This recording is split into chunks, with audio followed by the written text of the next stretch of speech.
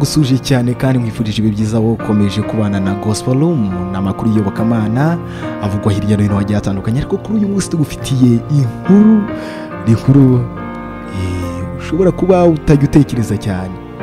Rero nk'uko umuntu mu buzima busanzwe usanga akora ibishoboka byose kugira ngo arimbishe ahatuye cyangwa se ahakodesha kugira ngo abazamusura batazamucishamo ijisho, ni nako usanga hirya no hino yaba mu isi y'Iyobokamana abantu bakora ibishoboka byose kugira ngo insengero basengeramo zirusheho gusa neza cyangwa se zirusheho kumera neza cyane. Ni muri uru rwego rero twagerageje gukusanya amakuru agiye atandukanye tukugeza ko insengero zishobora kuba arizo nziza hano mu gihugu cy'u Rwanda kandi ari na nini.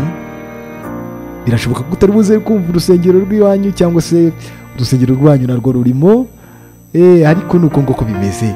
Hari insengero zigiye zitandukanye, twavuga nk'urusengero rwa ADPR Nyarugenge.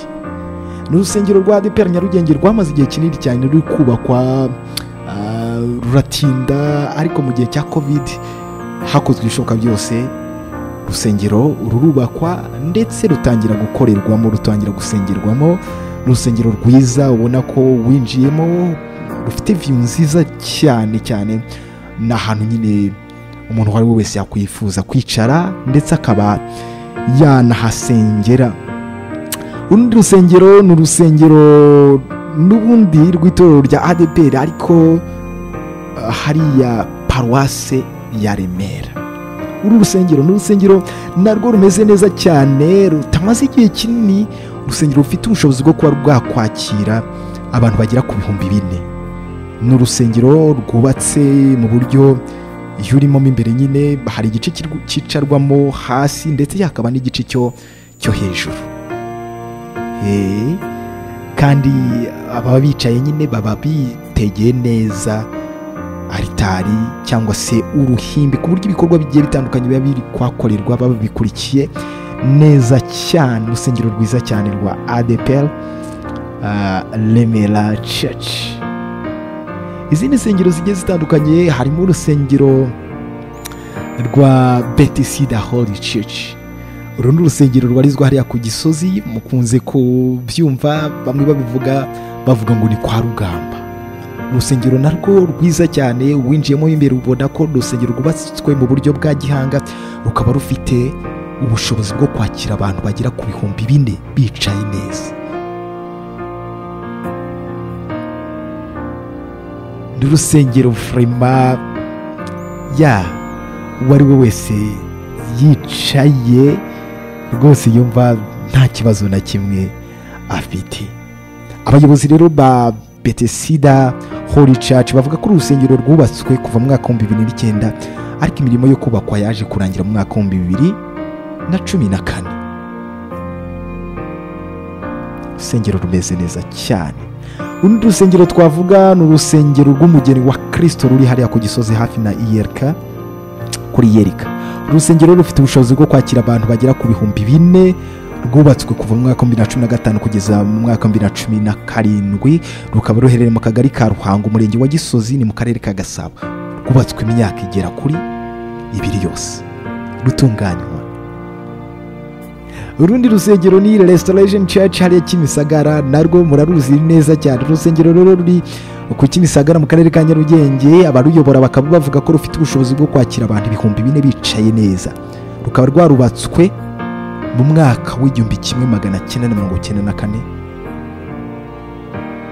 ariko na n'ubu nyine baracyagerageza kugenda batunganya bimwe na bimwe, ariko rwaruzuye nubwo hari bimwe nyine bakomeza kugenda bahindura buri munsi.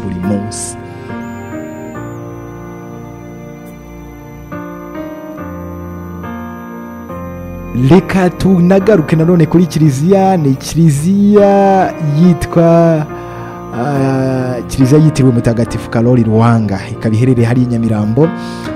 Ikaba rero ifite ubushobozi bwo kwakira abantu bagera ku 3,500. Irimo kandi n'inyubako zigiye zitandukanye zikorerwamo n'ama office agiye atandukanye. Ikaba yaratangiye kubaka mu mwaka wa 2015 igasozwa mu mwaka wa 2017. Ni ukuvuga ngo byatwaye imyaka 2 kugira ngo ino kiliziya yubakwe.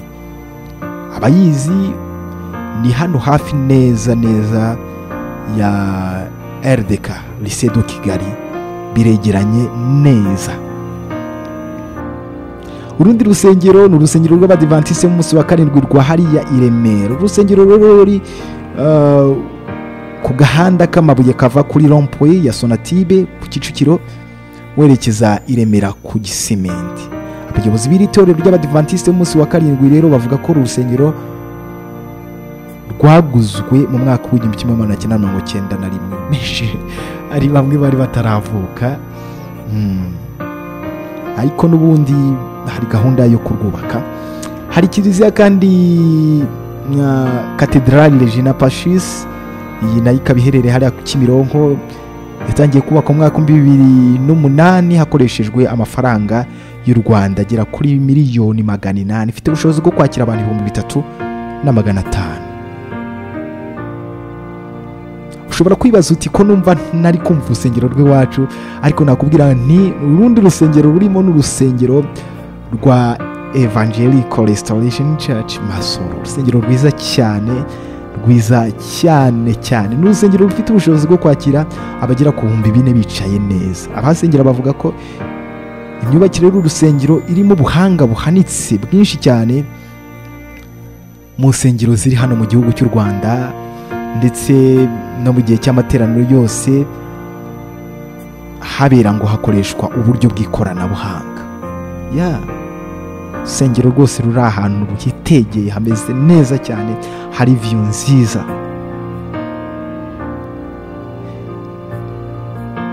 Izo rero ni zimwe mu nsengero zigiye zitandukanye zisa nkaho zimeze neza cyane muri kino gihugu cy'u Rwanda. Birashoboka ko hari n'izindi nyinshi zigiye zitandukanye ziri kugenda zubakwa, hari n'izindi ziteganywa kuzubakwa, cyane ko imwe muri gahunda ya leta nuko abantu bakwiye gusenga ariko bagasengera ahantu heza. Ari nayo mpamvu zimwe mu nsengero usanga harafashwe ingamba zo kuzifunga kuko zitujuje ibisabwa, kuko zitujuje ubuziranenge bwo kuba abantu bahasengera. Rero ushobora kuba utumvise urusengero rw'iwanyu, izi twagerageje kuvugwa n'insengero zisa nkaho zigaragara kandi nziza cyane, kandi zinakira n'abantu benshi cyane hano mu gihugu cy'u Rwanda. Ubutaha tuzagaruka no ku misigiti. Wakoze cyane kubana natwe, wakoze gukora subscribe kuri Gospel Room, n'amakuru ya gospel avugwa hano mu gihugu cy'u Rwanda ndetse no hanze igihugu cy'u Rwanda. Komeza ugubwe neza. Nakubwira ngo nubwo bitameze neza, birashoboka ko urwaye cyangwa se ufite ibindi bibazo bigiye bitandukanye, si ryo herezo. It is a matter of time. Igihe cy'Imana nikigera, Imana izarikora, kuko igihe cy'Imana ntikiringaho n'isegonda na rimwe.